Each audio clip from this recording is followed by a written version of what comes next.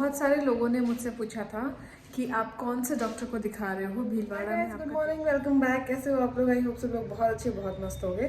पर हम लोग भी अच्छे हैं।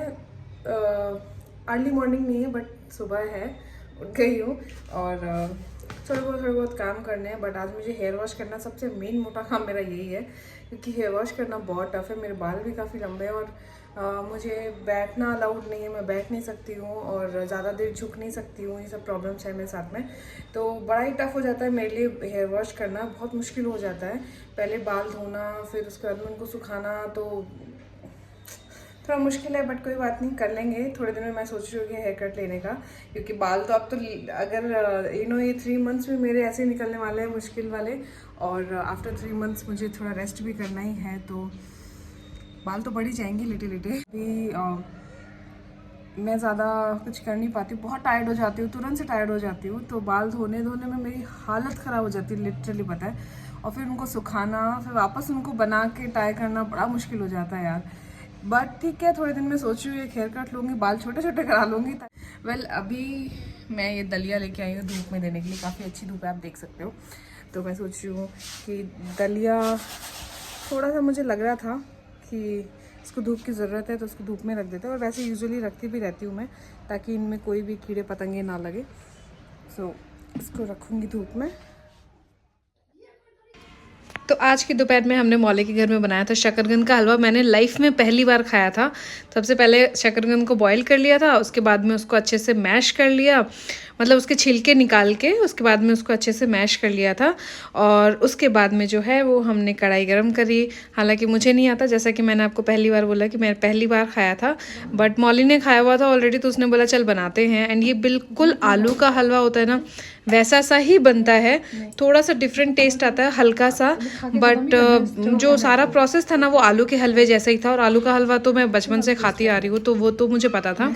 तो उसके लिए अच्छे से कढ़ाई में घी लेना है, थोड़ा सा क्वांटिटी घी की ज़्यादा लेनी है, ताकि जो शकरकंद है वो अच्छे से इसके अंदर सिक जाए, क्योंकि इसको सिकना बहुत ज़रूरी है।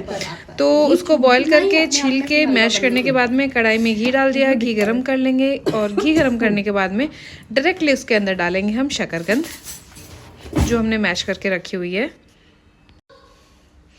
तो यहाँ पे मौली ने जो है इसको थोड़ा सा और मैश किया। हालांकि ये बहुत सॉफ्ट हो चुकी थी बॉईल होने के बाद में, तो मैश तो हो चुकी थी, बट इसके अंदर बहुत हल्के हल्के से रेशे रहते हैं शकरकंद के अंदर, जैसा कि आपको पता होगा।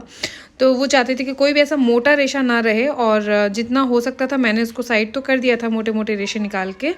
बाकी में इसने दोबारा से एक बार छोटी चम्मच से मैश कर लिया कि थोड़ा बहुत अगर कुछ रह गया है तो मैश हो जाए अच्छे से। फिर इसको डाल दिया गर्मा गर्म घी में, ताकि ये अच्छे से सिक जाए।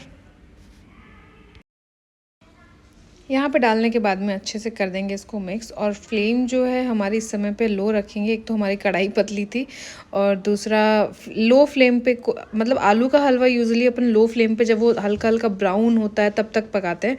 वैसे ही सेम हमने इसके साथ में किया कि इसको भी हमने हल्के हल्के एकदम धीमी फ्लेम पे धीरे धीरे चला के घी के साथ में मिक्स कर करके इसको पकाया था।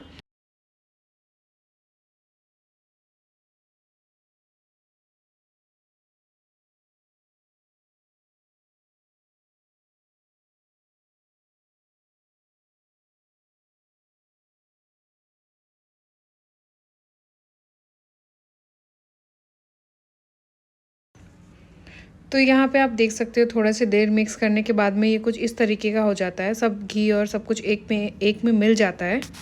और इस स्टेज के बाद में इसको लगातार ऐसे मिक्स करते करते पकाते रहते हैं। थोड़ी देर बाद में ये घी छोड़ देता है, जिससे हमें पता चल जाता है कि ये जो हमारा हलवा है वो पक चुका है। तो यहाँ पे आप देख सकते हो हलवे की चारों तरफ से घी छूटने लग गया है, इसका मतलब हलवा पक गया है। इस टाइम पे इस स्टेज पे हम इसमें डालेंगे चीनी। चीनी मैंने अंदाजे से डाली थी, क्योंकि शकरकंद लेते टाइम हमने अंदाज़ा किया था कि कितनी शकरकंद लिए, तो मैंने अपना हाथ बैठ जाता उस हिसाब से मैंने चीनी जो है आधी कटोरी से थोड़ी सी ज़्यादा डाली थी। और फिर बारी आती है टेस्ट करने की, तो मैंने ही से टेस्ट किया एंड इट वाज नाइस। सो बहुत सारे लोगों ने मुझसे पूछा था कि आप कौन से डॉक्टर को दिखा रहे हो, भीलवाड़ा में आपका ट्रीटमेंट कहाँ चल रहा है। तो मैं आपको बता दूं कि मेरा ट्रीटमेंट भीलवाड़ा में आशीष अजमेरा करके एक डॉक्टर है, अजमेर रोड पे उनका हॉस्पिटल है, वहाँ पे मेरा ट्रीटमेंट चल रहा है। भीलवाड़ा में हम नए थे, हमें नहीं पता था डॉक्टर्स के बारे में कि कौन सा डॉक्टर अच्छा है ज़्यादा, कौन सा नहीं है। तो फिर हमने सबसे पहले तो गूगल सर्च किया था। सच बताएं, गूगल सर्च करने पे सबसे ज़्यादा रेटिंग्स जो थी अच्छी उन्हीं की थी। और फिर उसके बाद में तब तक हमने उनको दिखा दिया था। और वो एक सेटिस्फेक्शन होता है ना डॉक्टर से मिलने के बाद में, आपको अच्छा लगता है कि नहीं अब अच्छा लग रहा है, तो वो हम लोग को फर्स्ट मीटिंग में ही फील हो गया था उनके साथ में। और फिर उसके बाद में जब मैं यहाँ पे बिल्डिंग में पता चला, हम जब मतलब सब लोग बैठे बातें कर रहे हैं, या फिर किसी से मैंने पूछा कि आपने कौन से डॉक्टर को दिखाया, तो यहाँ हमारी पूरी सोसाइटी में, नॉट इवन जस्ट बिल्डिंग, पूरी सोसाइटी में अभी 4-5 सालों के अंदर जितने बच्चे हुए ना, मोस्ट प्रोबेबली सब लोग आशीष अजमेरा जी के पास ही हुए हैं। डॉक्टर बहुत बहुत अच्छे हैं।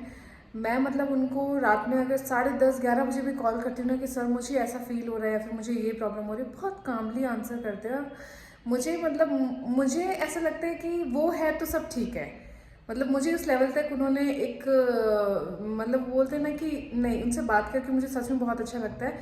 मेरी कितनी भी बड़ी टेंशन हो, इतनी सारी प्रॉब्लम्स थी ना कि आप टेंशन से भरे ही रहते हो, बट ना डॉक्टर ने एकदम संभाल रखा था, बातों से ही इतना वो कर देते। और सेकेंडली उनकी दवाइयाँ इतनी अच्छी मुझे अच्छे लगी हैं, मतलब कभी दवाइयों से मुझे कुछ प्रॉब्लम कुछ भी नहीं हुआ ऐसा, तो मुझे काफ़ी अच्छा लगा। उनका हॉस्पिटल अगर आप देखो एकदम लग्जरी वैसा कुछ नहीं है उनका हॉस्पिटल, बहुत नॉर्मल सा हॉस्पिटल है, बट डॉक्टर बहुत बहुत अच्छा है। एंड हालांकि उनका एक नया हॉस्पिटल बन रहा है, वो तो शायद मेरी डिलीवरी के बाद ही उनका इनॉग्रेशन वगैरह होगी, जो भी होगा, बट डॉक्टर बहुत अच्छे हैं। तो अगर आप लोग भीलवाड़ा से हो और अगर आप प्रेग्नेंट हो या फिर उनके किसी भी तरह की आपकी गायनी की प्रॉब्लम है, कुछ भी आपको चाहिए, तो आशीष अजमेरा मैं रिकमेंड करूँगी, क्योंकि मुझे पर्सनली बहुत अच्छे से उन्होंने ट्रीट किया है और मेरा एक्सपीरियंस जो अभी तक का उनके साथ रहा है वो बेस्ट एक्सपीरियंस रहा है। तो मैं यहाँ पे आशीष अजमेरा को दिखा रही हूँ अजमेरा हॉस्पिटल में।